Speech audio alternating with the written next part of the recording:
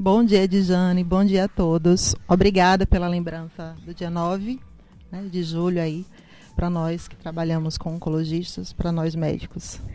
E aí eu falei no início que o oncologista, ele não trata da doença, ele trata da saúde do paciente. É por aí? É exatamente por aí, né? Primeiro, para a gente até desmistificar, né, a nossa especialidade, né?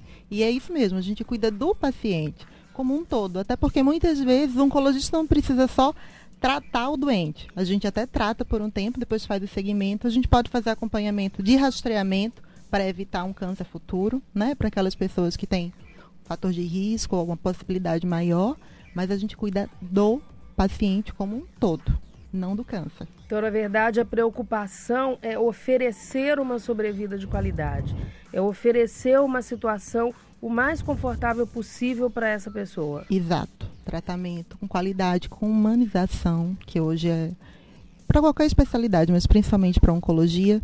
Muitas vezes a gente consegue curar, mas muitas vezes a gente consegue aumentar a sobrevida. A gente pode aumentar a sobrevida com qualidade de vida, que é uma das principais. É importante, super importante isso, viver e viver bem. Isso mesmo. E aí, quando a gente fala em tratamento do câncer, ou tratamento da pessoa, na verdade, que está com câncer, a gente sabe que tem, hoje em dia, graças a Deus, vários tipos de tratamento que podem ser oferecidos, né, doutora? Isso. A gente fala, quando fala em tratamento de câncer, em tratamento sistêmico e tratamento local. O que é isso? Tratamento sistêmico, eu vou tratar a doença como um todo, né? Como é que eu posso tratar sistemicamente? Com quimioterapia, com imunoterapia, com hormonioterapia, com terapia-alvo, com imunoterapia que está muito... as principais medicações atualmente, os principais estudos são visando a imunoterapia e o tratamento local. Como é que a gente trata localmente? Com cirurgia e radioterapia. Olha só, hein, gente? Cirurgia, radioterapia. São os tratamentos oferecidos, né? Tem vários tratamentos e aí a gente fala de tratamento de quimioterapia e vem drogas, né? Porque geralmente são drogas injetadas no paciente. Isso. E se não for injetável, pode ser oral também. Hoje a gente tem muita medicação quimioterápica e hormonioterápica, enfim, tratamento sistêmico é tanto oral quanto endovenoso. Eu tenho uma dúvida em relação a isso, quando se fala oral ou endovenoso, porque a gente sabe que quando é endovenoso, a pessoa toma o medicamento nos hospitais, né? E claro que existem aquelas modalidades que leva para casa. Eu trazia, inclusive aqui para a rádio, né? A bombinha, mas na verdade era injetado no hospital, ou então passa-se um tempo lá para saber se está tudo certo, e quando está tudo estabilizado, vai embora para casa com aquela bombinha. Eu passava 48 horas com ela, né? Era uma amiga fiel. O povo dizia, nossa, você disse que é amiga? Claro, foi com minha certeza. Amiga parceira. E é isso que eu costumo falar para os pacientes. Vamos encarar que é seu amigo, tá aqui para te ajudar. Então, acostuma e vamos, já é isso imaginou se mesmo. não existisse a quimioterapia, a gente ia direto para a morte, gente. E assim, em relação ao infusor que vai para casa, já pensou se em vez de ir para casa você tivesse que fazer o tratamento no hospital? Porque muitas vezes quando a gente não consegue usar um infusor, a gente precisa, a bombinha internado. Na verdade, ficar internado, né? Olha a comodidade que a gente tem hoje, de poder fazer o tratamento e estar junto da família, estar em casa. Cama, olha a liberdade que eu tinha por estar enfrentando de uma forma diferente, vir trabalhar com aquela bomba, né? Levar então, a sua vida normal. Era outra história. Mas a minha dúvida é o seguinte, quando esse tratamento não é endovenoso, ele é feito através de comprimidos, não existe uma grande possibilidade de erro, tendo em vista que o paciente ele pode esquecer o horário, pode esquecer de tomar o comprimido, não é uma terapia mais insegura, não? Não. A possibilidade de erro existe, tá? Mas o paciente precisa aderir. E para ele aderir, ele precisa entender. Então, quando a gente explica, tem toda a equipe, não só do médico, oncologista, mas dos farmacêuticos, que também acabam lidando direto com o paciente nesses casos, e da enfermagem, que a gente precisa orientar. O paciente bem orientado, sabendo da necessidade, sabendo como os efeitos colaterais que pode ter aquela medicação, estando informado de tudo e tendo acesso a isso tudo, porque a gente está no serviço sempre, o enfermeiro está lá sempre, o farmacêutico está lá sempre. Teve alguma dúvida, é só tirar. Então, assim, adesão, se não aderir bem, realmente tem dificuldade, mas geralmente o paciente oncológico é um paciente que entende a necessidade, até porque a gente explica, e a eficácia é do mesmo jeito. Dedicado. Isso.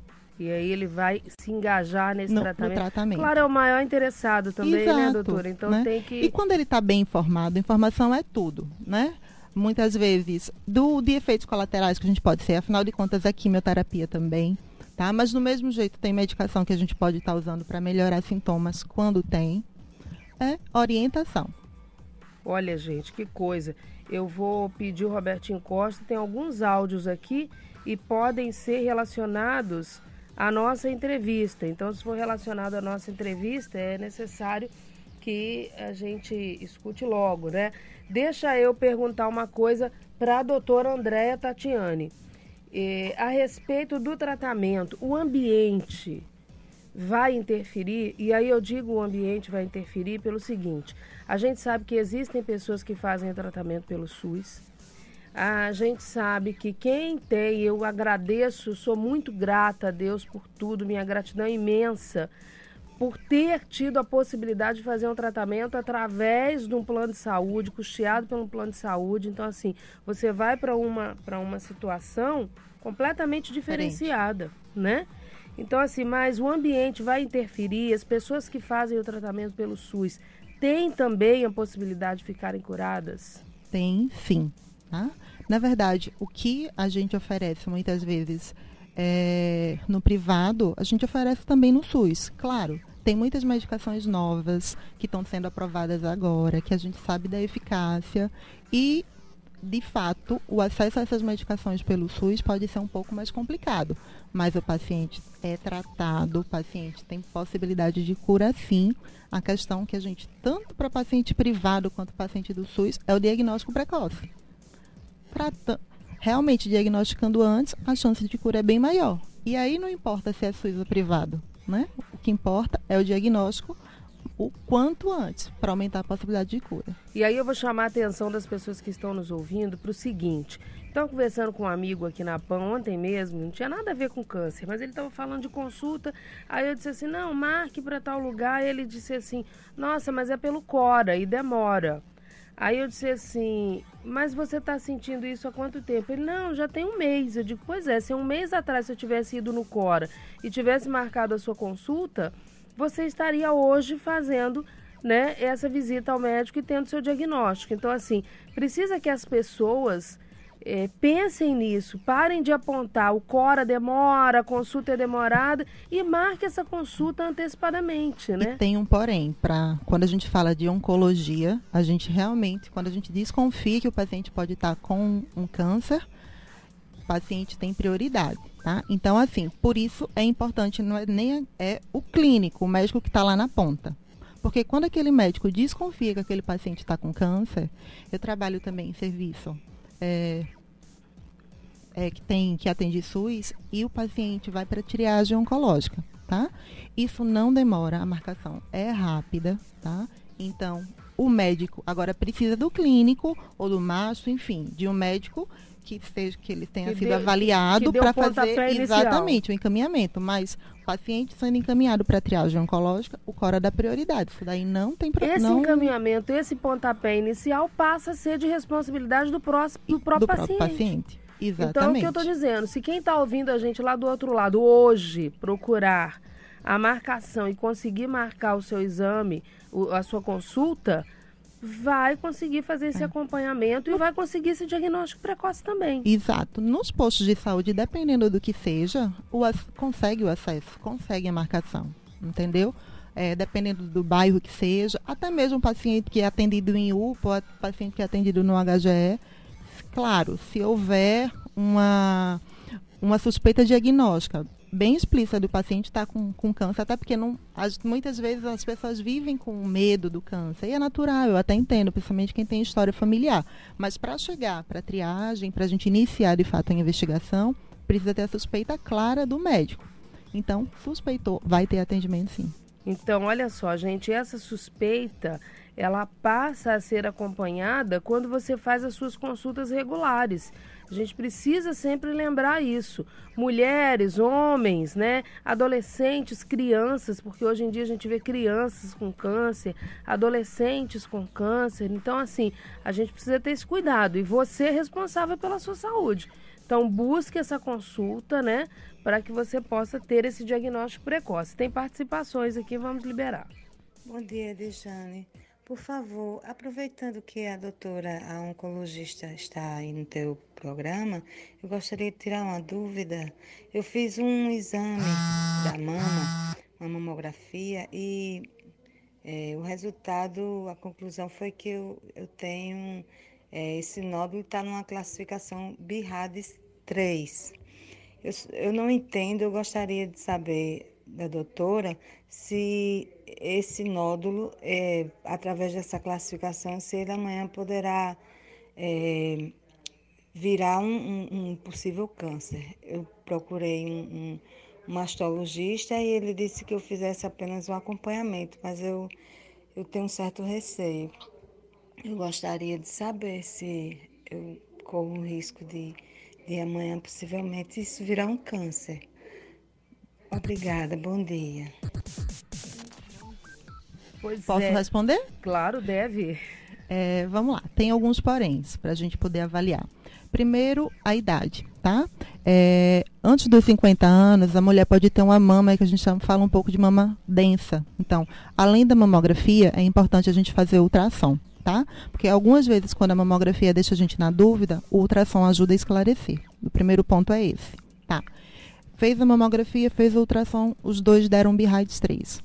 A senhora já passou pelo mastologista, que é o médico que cuida da mama. E a orientação geralmente é essa, fazer um segmento, só que um segmento mais curto. Geralmente a gente pede com 1 ano ou a 2 anos, dependendo da idade do paciente.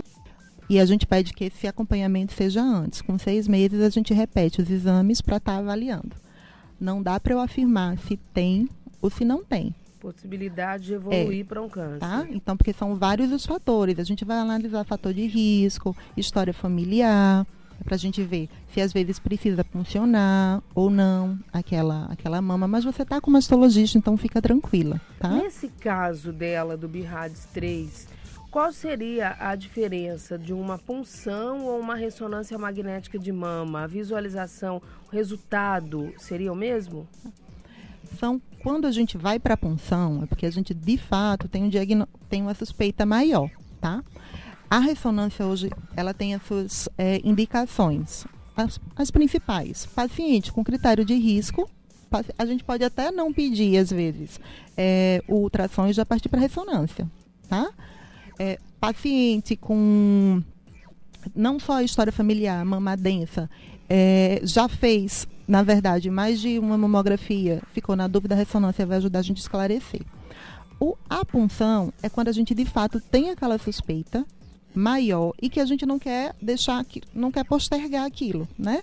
Quando a gente tem uma categoria de BIRADS 4, já é uma indicação que a gente precisa, de fato, puncionar. Eu posso até acompanhar, mas a indicação formal é de punção, tá? Então, o 3, assim como quando dá 0 também, que a gente precisa de outros métodos para estar investigando, são exames que a gente precisa acompanhar, pode até funcionar. Mas acredito eu que no caso dessa paciente especificamente, se o médico preferiu acompanhar e fazer o segmento que não está errado, está correto, é porque ele não viu indicação. Tem gente que tem nódulo nas mamas e já parte para cirurgia, não tem cabeça para ficar acompanhando nada e quer retirar, né? Pode isso? A gente não só tem nódulo maligno, a gente tem nódulo benigno. Por isso a importância do exame de imagem e por isso a importância do mastologista. Porque aí ele vai avaliar a paciente como um todo para ver se tem indicação ou não. Porque quando a gente fala nódulo, todo mundo assusta. E eu entendo, né? Mas a gente não só tem nódulo maligno, a gente tem doença benigna também. Que tem exato, nódulo, né? Exato. Por isso a importância do mastologista, no caso, principalmente da mama.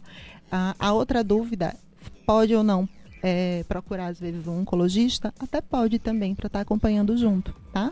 Um nódulo 3 não é BIRADS 3 para estar indo obrigatoriamente para um oncologista de jeito nenhum. Mas, se às vezes quiser, até para todo um contexto, a gente avaliar o paciente num contexto comum todo, pode sim.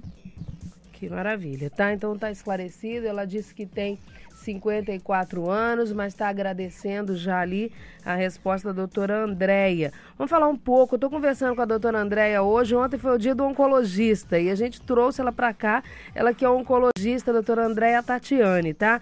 Vamos falar um pouco a respeito de efeitos colaterais, doutora, dos exames, dos tratamentos oncológicos.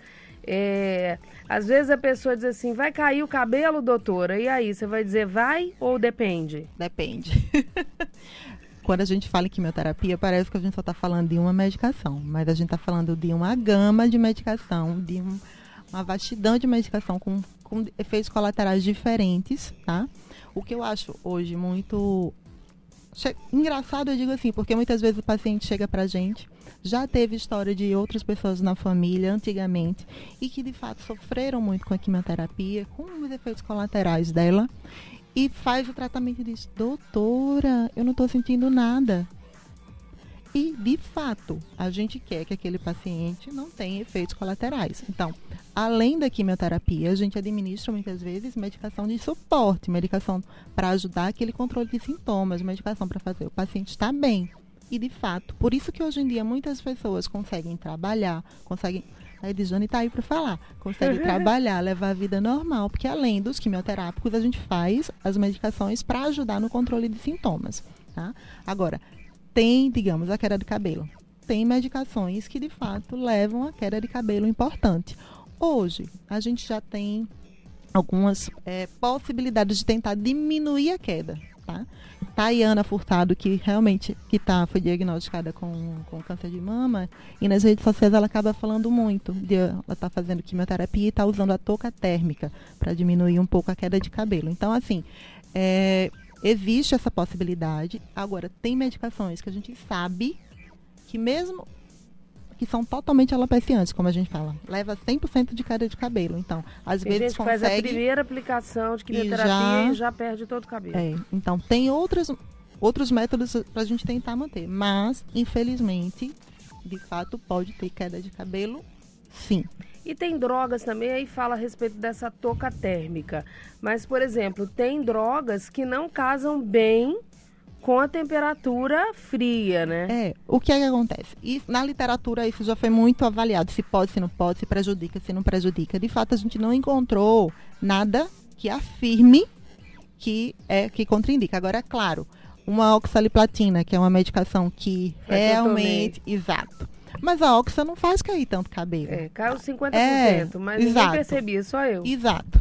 Tá? Então, nesses casos, a gente acaba nem tendo indicação de fazer, a não ser que seja a touca térmica, uma queda importante de cabelo. Nesse caso, eu nem poderia fazer. Nem poderia, porque a oxaliplatina, exatamente, pela toxicidade dela neurológica, no frio, o paciente pode ter aquela sensação de choquezinho, de dormência. Já perdi a voz durante o tratamento, quando eu tomei um suco super gelado.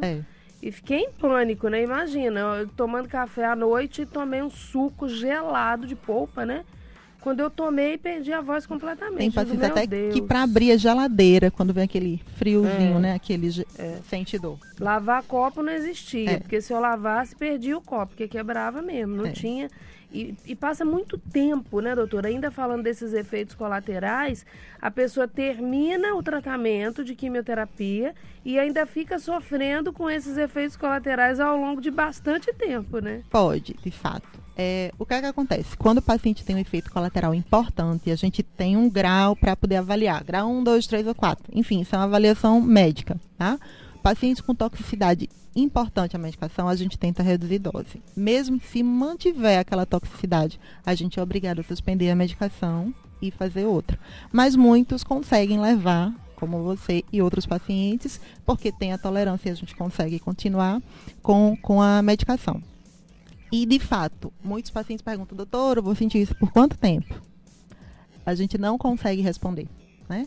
A tendência é, depois que você não está sendo mais exposto àquela medicação, que diminua. Mas se teve A oxaliplatina, que é essa medicação, se já teve uma lesãozinha ali neurológica, é difícil você recuperar 100%, tá? Então, assim, tem medicação também para a gente tentar diminuir esses efeitos ou até, de fato, fazer com que suma. Tem outros colegas médicos que podem ajudar a gente, não só o médico, mas a equipe multidisciplinar também, tá? O que não dá é para a gente afirmar quando o paciente vai ter ou não, por quanto tempo vai ter ou não. Eu fiquei bastante tempo, depois do tratamento, ainda fiquei com as mãos e os pés, né, dormentes durante, meses. Demorou. E sabe o que demorou também? Para eu perceber quem eu era de verdade, porque a pessoa fica um pouco inchada, né? Edema. A gente costuma fazer corticoide em quase todas para quase todos os tipos de quimioterapia endovenosa. Eu sou super alérgica que eu tô bem mesmo. Então, para paciente que faz tratamento da mama, por exemplo, que é um tratamento que a gente faz muito, tem o período que a gente faz quimioterapia semanal. E aí eu já falo para paciente, olha, nesse período você vai sentir que vai inchar um pouquinho, pode sentir que vai engordar um pouquinho, porque de fato o corticoide acaba retendo líquido, né? E por um tempo a mais, não é o uso, eu vou tomar corticoide, eu vou engordar, não é isso, né? Mas a gente sabe que com o passar do tempo pode levar assim a um ganho de peso. Eu só perguntava assim, isso faz parte do efeito colateral? Porque se fizer, eu tô contente, tô feliz, porque eu sabia que aquilo era pro meu bem. Então eu dizia assim, tem problema nenhum, tô inchada, joia, tem problema não. Mas depois de um tempo, quando acaba, você Passa de fato tudo, consegue entender. Quanto de fato eu tô pesando, o que é inchar, o que é que não é. Quem sou eu de verdade, né? Verdade. E acontece isso, então é importante. Quero saber também a respeito ainda do tratamento oncológico nesse universo da oncologia, a importância da família, dos amigos, dessa participação, desse estar próximo. Tem importância de acordo com a sua experiência de consultório? É diferente o resultado para aquele paciente que tem a família apoiando e para aquele que está, entre aspas, sozinho nessa batalha? Muito, muito mesmo. Primeiro, você está rodeado de quem você gosta, de quem você ama, de quem te entende, né?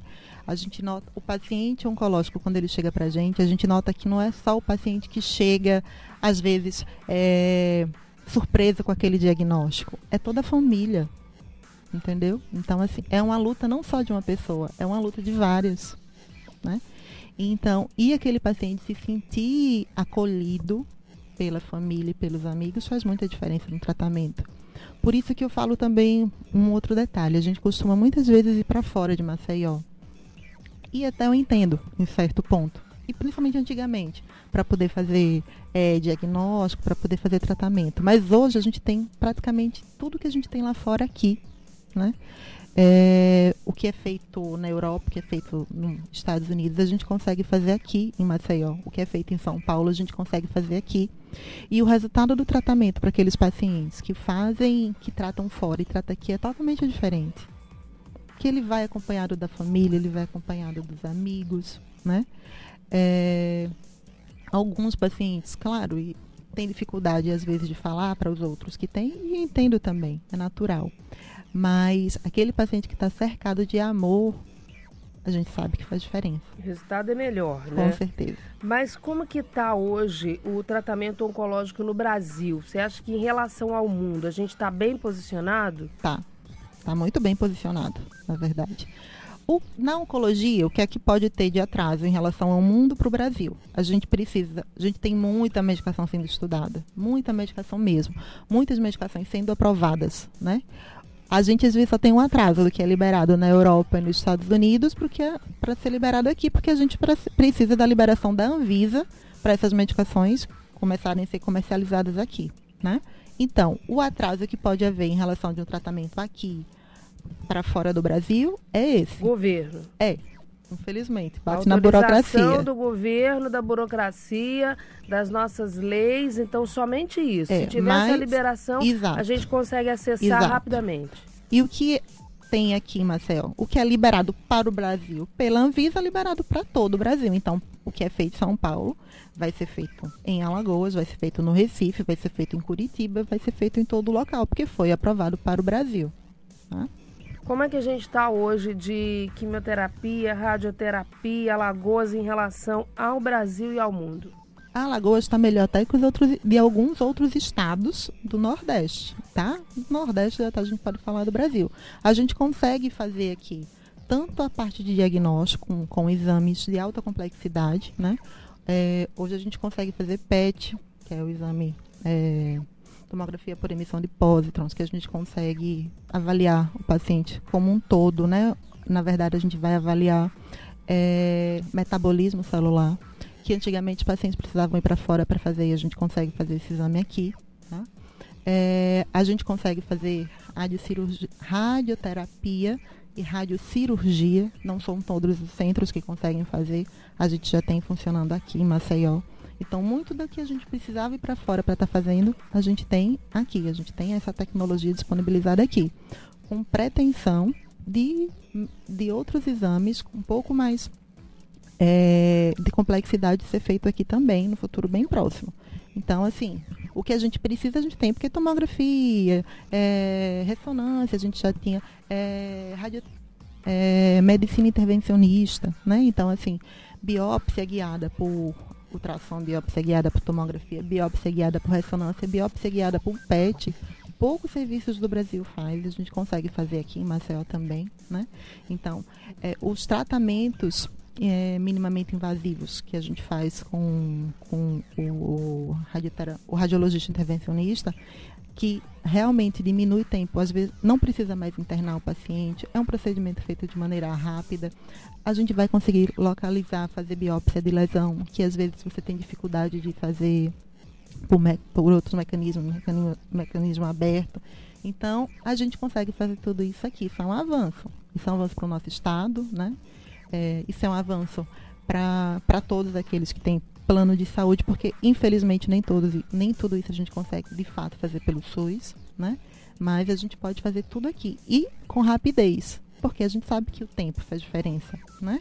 Então, o paciente de Alagoas pode ficar numa situação bastante confortável em relação ao tratamento de câncer. Pode sim, até porque, como eu disse, as medicações do que tem no sul e no sudeste, consegue ter no norte e no nordeste. Isso não é problema. O problema é só ser liberado no Brasil, sendo...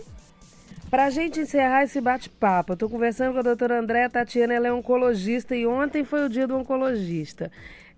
Vale a pena ser oncologista?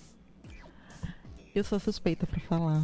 Eu agradeço. Hoje eu saí de casa, sempre acordo fazendo a minha oração. E toda vez eu agradeço a Deus por fazer o que eu faço. É muito bom você sair de casa para trabalhar fazendo o que você... Não é bom, na verdade, é uma gratidão mesmo. Mas aí eu vou te dizer, na hora que você pega o exame de um paciente que já teve câncer, que já fez o tratamento, e você precisa dizer para ele que ele está com recidiva, não deve ser muito fácil. Não, fácil não é. Não é, nunca vou dizer que é fácil. Mas é necessário. O médico sente junto com o paciente? Não consigo falar de todos. Eu posso falar por mim. Eu sou ser humano, o outro paciente também que está comigo é ser humano.